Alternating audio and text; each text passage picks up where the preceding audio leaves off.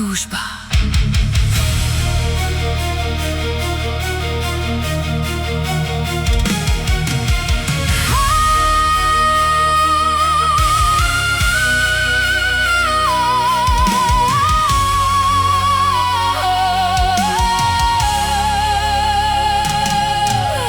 Hľadám tvoju dušu pod mostmi vedúcimi k nebesiam, kde dáš sa dotýka srdca, ruže rozkvitajú v milencov. Náš príbeh bol zlatom vpísaný pred miliónmi vekov do morských vôd. Každé nebo i každý vták pozná naše mená, a kedykoľvek cítim tvoju blízkosť, roztápam sa pod ťarchou túžby. Kamkoľvek kráčaš, tam kráčam i ja. Moja duša sa vynie k tej tvojej. Vdychujem tvoju vôňu uprostred nekonečných polí spomienok. Opatrujem tvoj hlas ako pieseň, ktorú som nikdy predtým nepočul. V každom živote i v každej smrti na tvojej hrudi, kým moje srdce stále horí, budem potom navždy túžiť. Zavolaj ma, láska moja, a ja na tvoje volanie odpoviem z diaľky. Niet miesta, kde by som bol radšej, než v tvojom náručí pod hviezdami. V snoch vídam tvoj tieň a plačem, kým rátam sekundy vzdialenosti medzi nami. V modlitbe dvíham ruky a prosím za to, čo mohlo byť.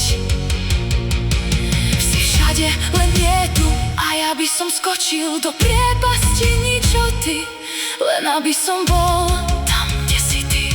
Kamkoľvek kráčaš, tam kráčam i ja. Moja duša sa vynie k tej tvojej. Vdychujem tvoju vôňu uprostred nekonečných polí spomienok. Opatrujem tvoj hlas ako pieseň, ktorú som nikdy predtým nepočul. V každom živote i v každej smrti na tvojej hrudi, kým moje srdce stále horí.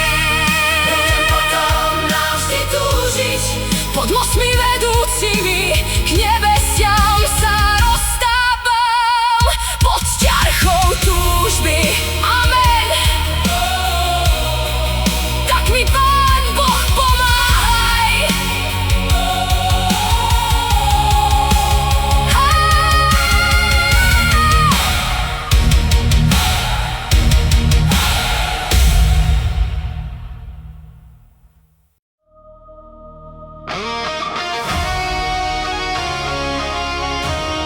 Predkladaný text je nesmierne hlbokým, poetickým vyznaním duchovnej lásky, citu, ktorý presahuje hranice pozemských, každodenných citových pút.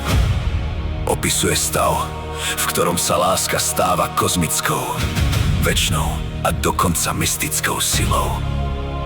Nasleduje podrobná analýza tohto sugestívneho diela, verš po verši.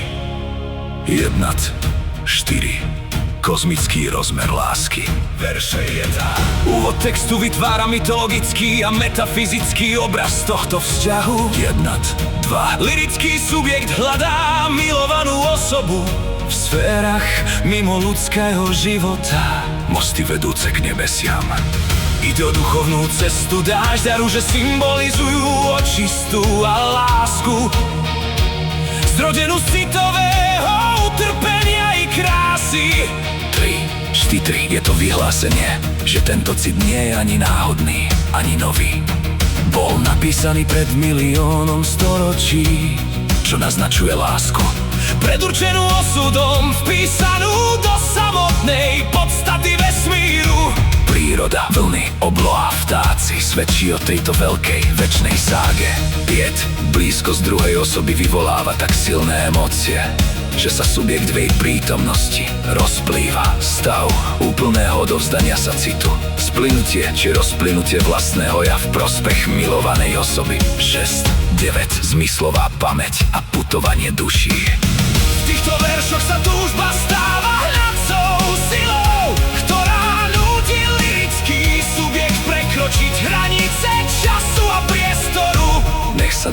osoba nachádza kdekoľvek, kamkoľvek kráčaš. Túžba je taká intenzívna, že duša nasleduje, priťahovaná akoby magnetom.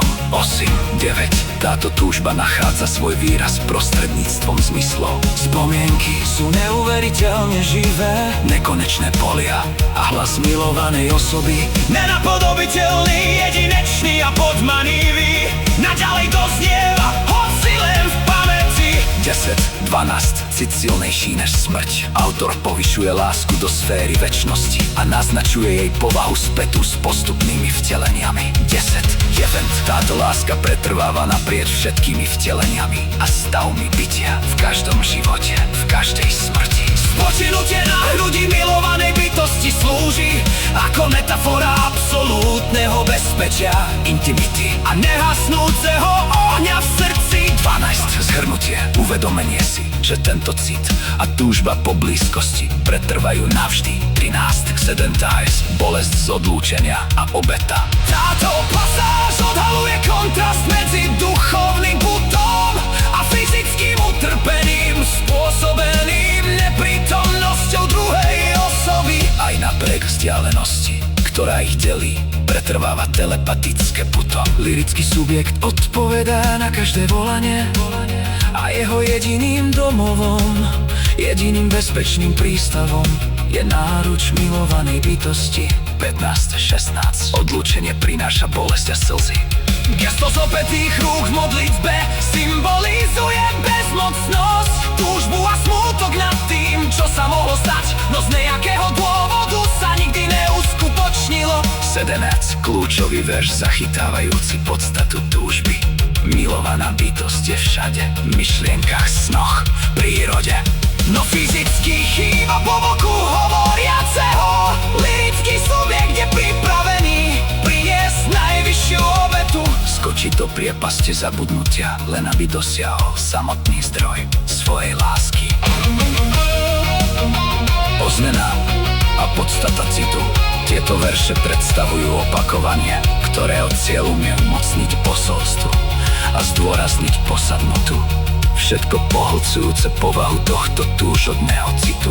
Tieto slová pôsobia ako mantra, ktorá prehlbuje bolesť, túžbu, zmyslové spomienky, vôňa a las a nehasnúcu oddanosť.